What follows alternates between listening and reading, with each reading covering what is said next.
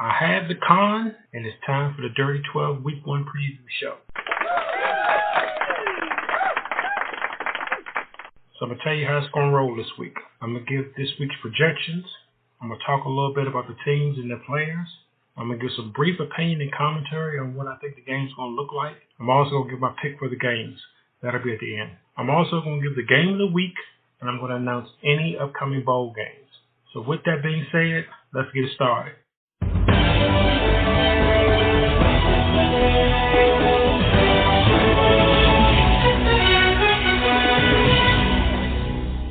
Let's start with the Week 1 projections.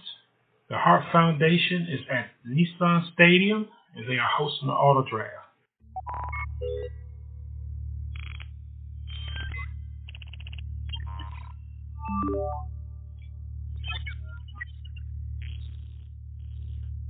The Hart Foundation is favored by 4 points. Next up is Easy Peasy, and they're at FedEx Field facing Who's Your Daddy? Easy Peasy is favored by 15 points. That's supposed to be a blowout. We Want Smoke is at Wayne Manor Stadium. You see what I did there with the Wayne Manor joint? Okay, anyways. And they're going to face the Dark Knight. The Dark Knight is favored by 9 points. I'm Batman. And Ian's team is at Heinz Field to face the Blitzburg Empire.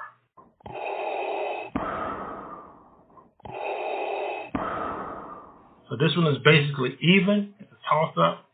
The Empire is favored by 1 point.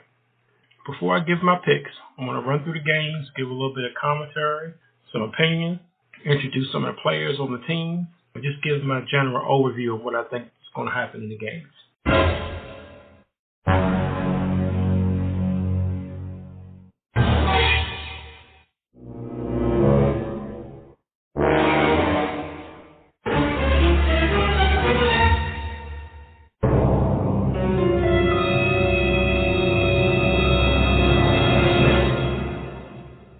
So the first one up is the game of the week.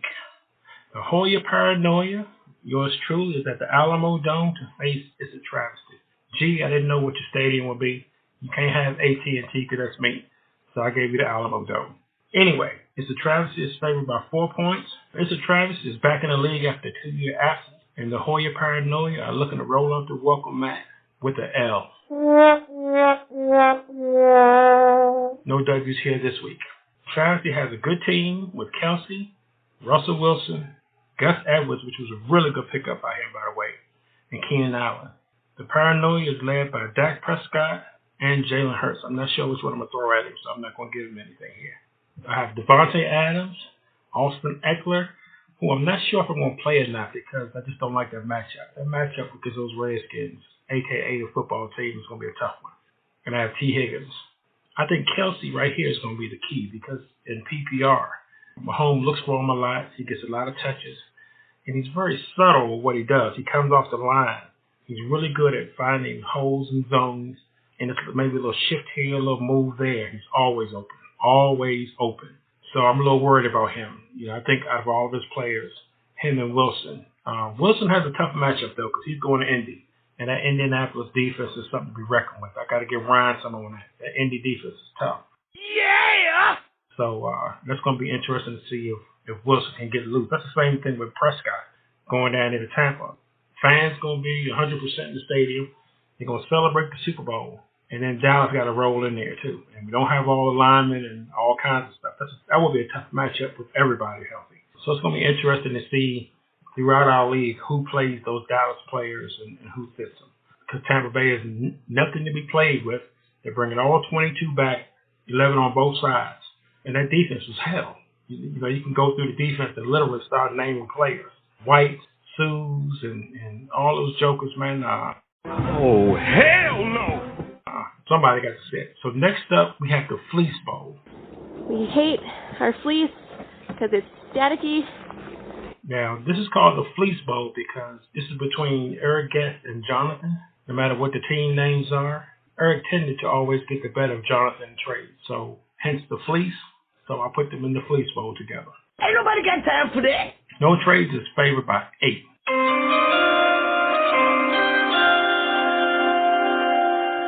That's a lot, especially in fantasy, when you get an 8-point spread like that at a projection. So that's kind of big. No Trades is led by Lamar Jackson, Stephon Diggs, and a pair of ex-Redskins, a.k.a. the Washington football team. He has Antonio Gibson and Scary Terry McLaurin. It's going to be tough sledding for Stafford. Stafford is led by the namesake, of course, Matt Stafford. And he has Najee Harris, Jonathan Taylor, and Kyle Pitts. Did you guys notice anything when I listed his team? 911, what's your emergency? They're all babies, except for Stafford. And I think that's going to be the key to his season. I think Jonathan's going to win some games this year. He's going to surprise some people. I hope I'm not one of them, but I think he's going to have a chance to get some W's. And just the way he is anyway, he'll work that waiver wire. Crazy. You know, he'll have 1,000 moves, always constantly trying to improve his team. If Stafford and Sons wins this game, it will be the upset of the week in next week's recap, for sure. Not even a thought of it. Yeah! What? Okay! So let's talk about the other games. So we have the Hart Foundation. This place has got old man stink. I'll take it. Versus the Auto Draft.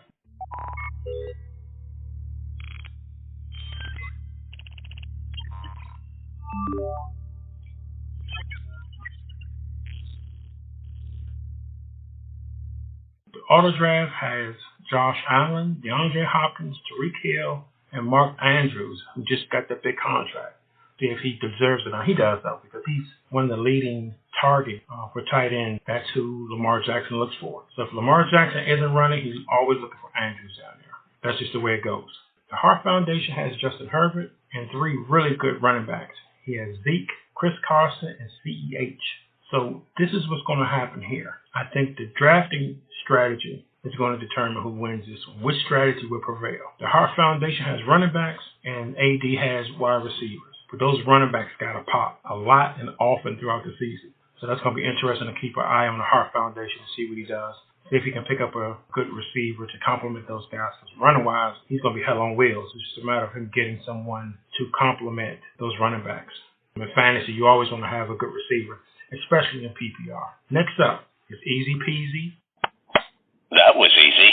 Versus Who's Your Daddy. So Who's Your Daddy has Burrow, Nick Chubb, Aaron Jones, and Trevor Lawrence.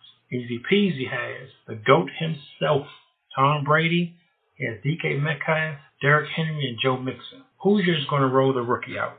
Clearly, he has very little confidence in Joe Burrow because you would not start Trevor Lawrence over Joe Burrow. Joe Burrow had a really good year last year until that football team knocked him out of there. Shattered his knee, shattered his confidence right along with it, too.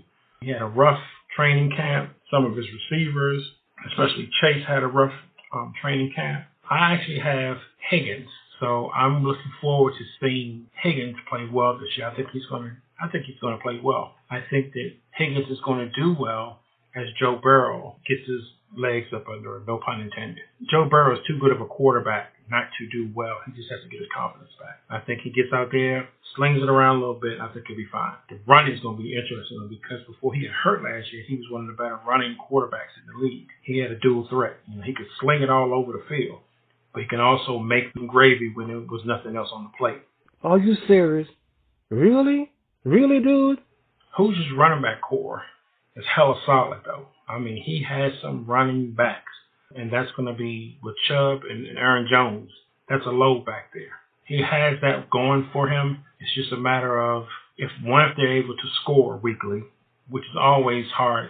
Aaron Jones is an enigma to me. He drives me crazy. I had him last year, and Green Bay has a habit of sitting him or giving the backup running back plenty of touches. Last year was Jamal Williams.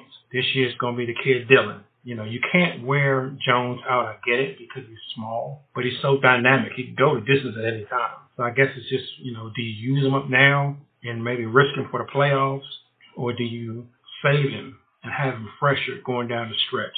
I guess we'll find that out later on in the season. Easy Peasy has a mix of power and speed. Henry and Mixon leave their backfield. We all know about Derrick Henry, so we don't have to say anything.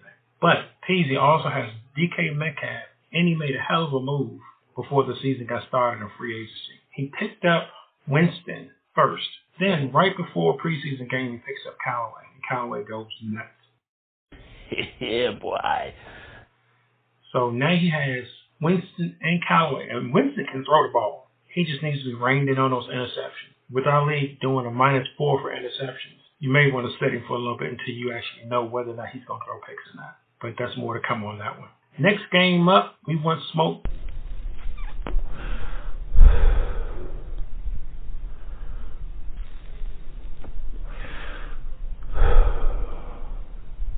versus the Dak Knight. I'm Batman. So we want Smoke features none other than Dalvin Cook, Justin Jefferson, CeeDee Lamb, my boy from the Cowboys, and Chris Godwin. That's a lot of receivers. So he's going to have a nice mix of passing and running as well. Just because he has Cook, he's going to be in good shape. The only thing with Cook, though, is that he tends to get hurt. So whoever has Madison, I would hold on to him just in case. Get past the first 5-6 games, then you kind of see what you got going on with there. The Dak Knight features Mr. Everything. That's Pat Mahomes.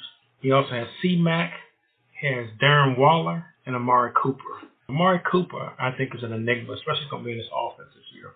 I think Dak has to go to Lamb for sure, and he also has to use Gallup. Supposedly, Gallup is going to be in the slot this year.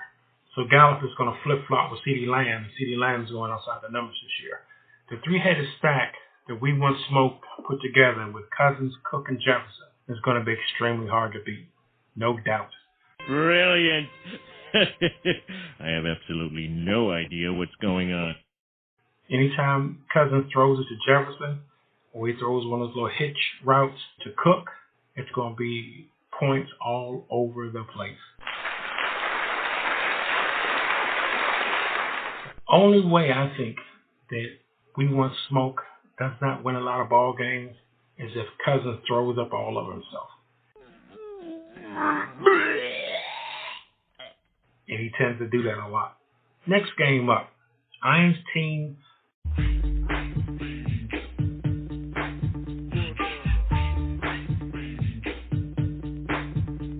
versus the Blitzburg Empire.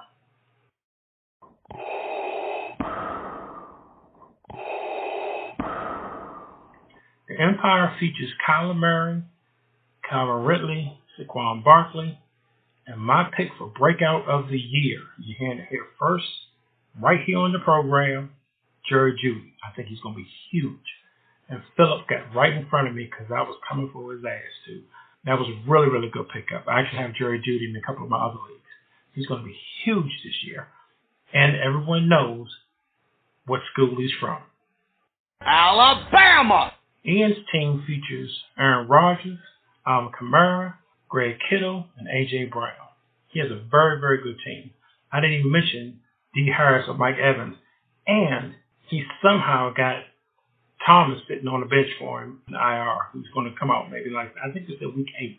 So he's going to be a lot to handle coming down the stretch, especially with Kamara. It's going to be interesting to see how New Orleans uses Kamara this year with Winston.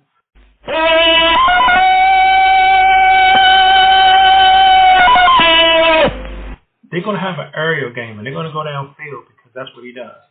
And we see the kid Callaway can go down, and you have to see who the other receiver is going to be. And then you're going to see how they're going to use Kamara, because you can't run Kamara every down. He's not that kind of back. He may get you 800 or 900 on the ground, and he'll get you, 600 or 700 in the air. So you're looking at 1,500 easy. And I'm being conservative. I think this game is going to depend on how much Saquon can help out. If he's on a pitch count, and I think he will be because he's just coming off that knee, he just got cleared yesterday for full contact, so they cannot run him or use him every down. They have to have a nice replacement for him. I guess the kid Booker is supposed to be in New York right now, so he's probably going to get a lot of touches, I think, in the beginning parts of the season. That may be a good waiver pickup as well, just to kind of for some assurance. You never know with those knees. Come on, man. Even with all that information, I have no idea who's going to win this game. This game is truly a toss-up. But I'm going to give you guys a pick in my next segment.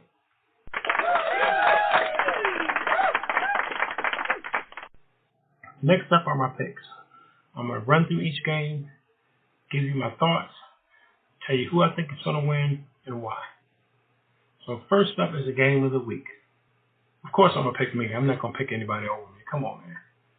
I'm picking me by 5.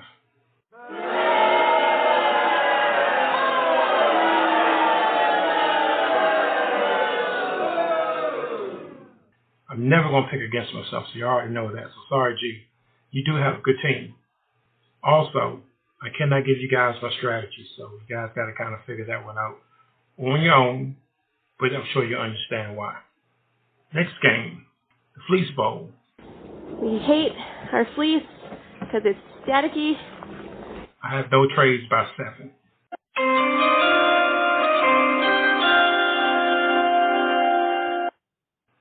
I think Stafford is just too young, and they all have to pop every single week for him to have a chance. That being said, we know in fantasy they will pop sometimes. I just hope they don't pop against my team. Next game up, AD versus the Heart Foundation. This place has got old man stink. I'll take it. I have AD by 7 in this one, 7+. Those wide receivers and Josh Allen are just going to be too much to handle for Hart. That means Hart's running backs have to go nuts every single time they play. I may be wrong here, but I see AD winning by 7.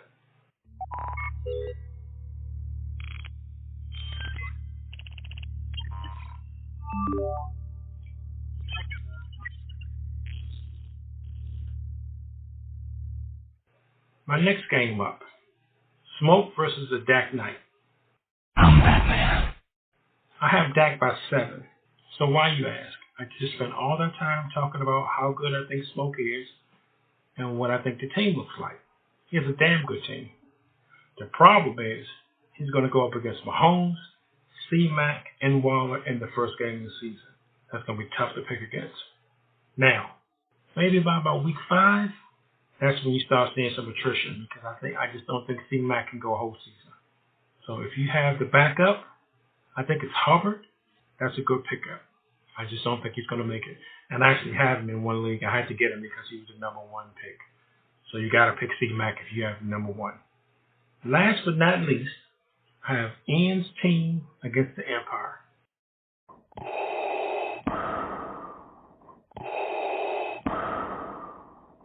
So I have Ian here by 7. With Saquon being on a pitch count, I think they just have too much firepower here. I have Easy Peasy versus Who's Your Daddy. This one is just supposed to be a blowout. Plain and simple. Easy Peasy is favored by 15 points. I'm not sure if he's going to win by 15. I think he'll probably win by maybe 2 or 3. I think it's going to be a lot closer than what the projections have. That was easy.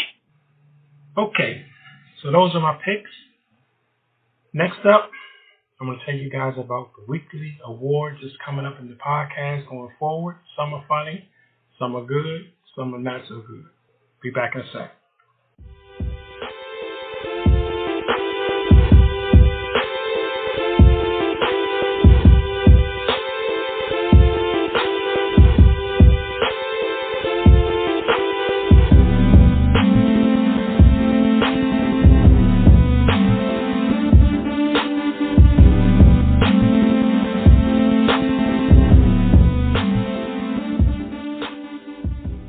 Welcome back, everybody.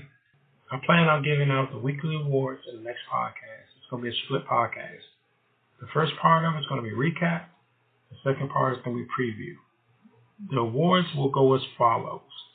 We'll have an award for the biggest win, the biggest blowout, the upset of the week, the biggest fail of the week, the best move of the week, meaning did you slide someone off your bench, replace a starter, vice versa. And last but not least, we'll have the crying award of the week.